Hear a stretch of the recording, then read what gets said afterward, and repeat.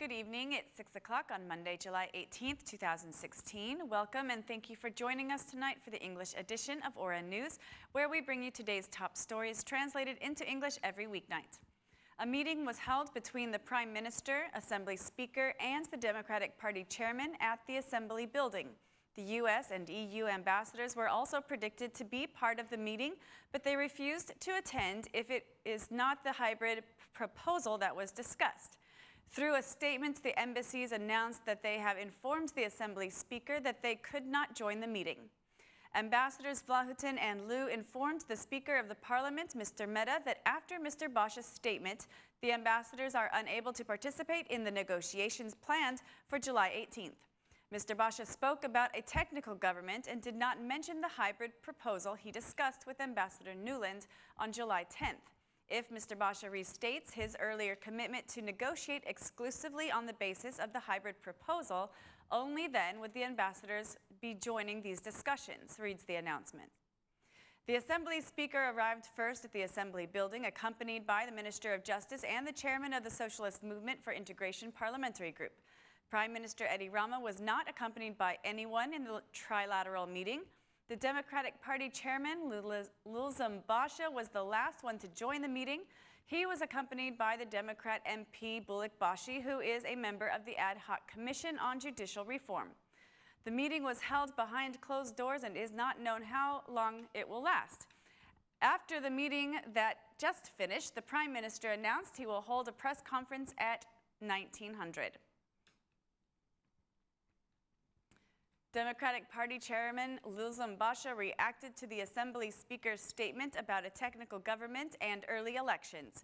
The DP Chairman welcomes the Assembly Speaker's stance and considered a technical government to be a necessity.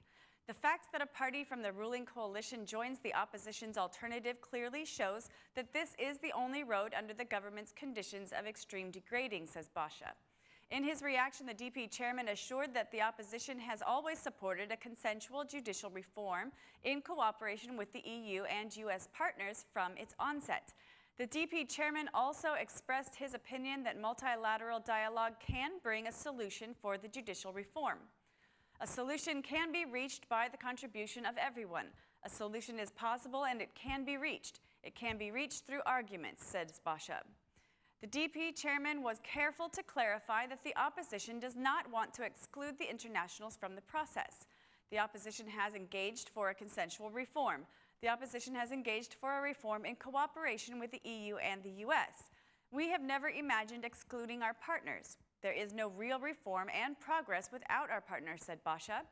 The DP chairman, however, believes the Prime Minister's invitation to meet with him was not a serious invitation. The Minister of Finance commented today on the Assembly Speaker's idea for the establishment of a technical government and of early elections, arguing that such an idea harms the economy. A technical government has not resulted in success. Political forces in Parliament and the majority are developed. The judicial reform belongs to citizens and is for a better justice system. The government should continue with its work, said the Minister of Finance. The minister illustrated a positive economic development and reiterated his expectancy for a 3.4% economic growth for this year, even though he added that political tensions can penalize the economy's growing trend. The minister evaluated the work of the tax administration positively and declared that the government's operation against informality is functioning well. The European Parliament made a strong statement about the judicial reform today. The European Parliament strongly urges Tirana to pass the judicial reform and warns the Albanian politicians that failure to pass the constitutional package will end the possibility to open negotiations with the European Union. The statement says that reporter Knut Fleckenstein has asked the political leaders to vote on the judicial reform this week, considering it to be a key element in persuading Brussels to start negotiations towards membership of our small Balkan country. The main opposition party, the Democratic Party, the statement says, is against giving the international experts a direct role in the vetting process. The European Parliament statement ends with an appeal to the opposition MPs to support the draft reform. Socialists in power need support from some opposition members in the Parliament to pass the judicial reform, reads the European Parliament statement.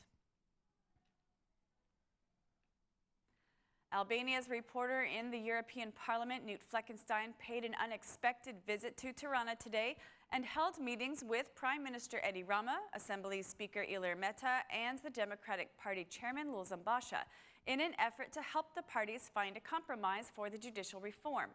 In a press conference after the meetings, the European Parliament member stated that, though he did not receive a guarantee from political leaders, he was optimistic. MEP Fleckenstein declared that the European Parliament expects the judicial reform to be adopted on Thursday. Otherwise, he warned of individual responsibilities for Albania's politicians. We expect the Albanian Parliament will adopt the judicial reform on Thursday. It's time for the truth, and I want to see who is in favor of the reform and who is against. Failure to adopt the reform would be a great disappointment to the EU. A positive recommendation to open negotiations with the European Union wouldn't be possible. After the summer holidays, if it fails, we will have open talks with all those who we think to be responsible for the failure, said Fleckenstein. MEP Fleckenstein proposed that if politicians fail to reach consensus for the only suspended issue, the people should decide through a referendum. The high European official did not comment on the Assembly Speaker's statement for a technical government and added that the aim of the judicial reform is not to imprison the political class, but to clearly divide the political power from that of the justice system. The former Minister of Social Welfare faces a possible 3-year prison sentence on charges of corruption.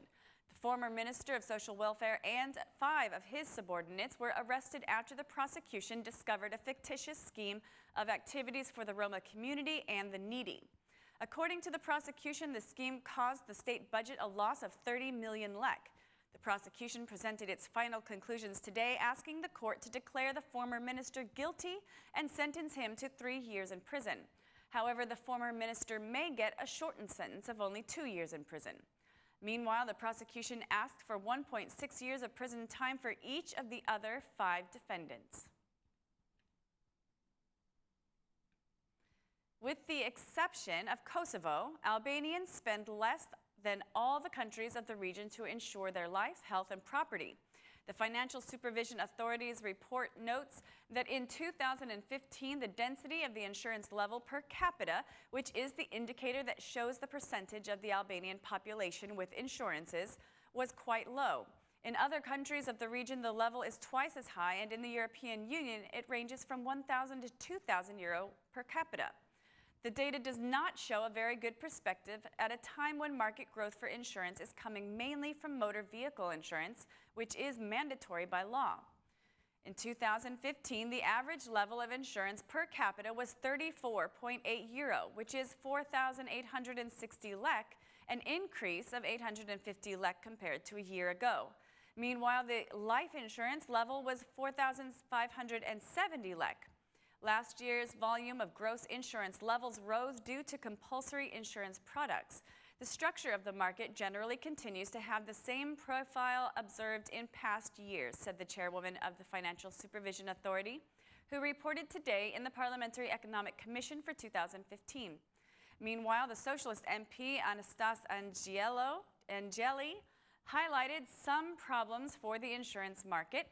It is evident that most insurance companies operating in the market do not have solvency at the right levels required by law and do not cover technical provisions according to legal criteria. Last year's insurance reports remain very low in comparison to the World Bank recommendations, said the Socialist MP. The Speaker of the Financial Supervision Authority also made a cautionary statement about online trading platforms. According to the data, only 2 companies have been licensed, while 3 others were closed for operating in violation of the law. Patients at Mother Teresa University Hospital Center have complained about the influx and long hours of waiting to consult with medical specialists and for medical examinations in the oncology service. Patients expressed this concern via an amateur video which clearly shows patients receiving chemotherapy in a chair in the hospital's hall. In the footage, 2 patients are lying in the same bed while their family members also stay in inappropriate conditions. Also in the video, it is clearly seen that the patient stays in the chair after the chemotherapy. Other patients have also complained about the long hours of waiting to consult with doctors and specialists in the oncology service at the hospital. Contacted by an Aura News journalist, University Hospital Center sources say that this situation is due to the lack of a referral system, but also because of patients failing to respect the booking schedule. That's all for our English edition this evening. Please join us again Monday through Saturday at 6 p.m. for your local news in English.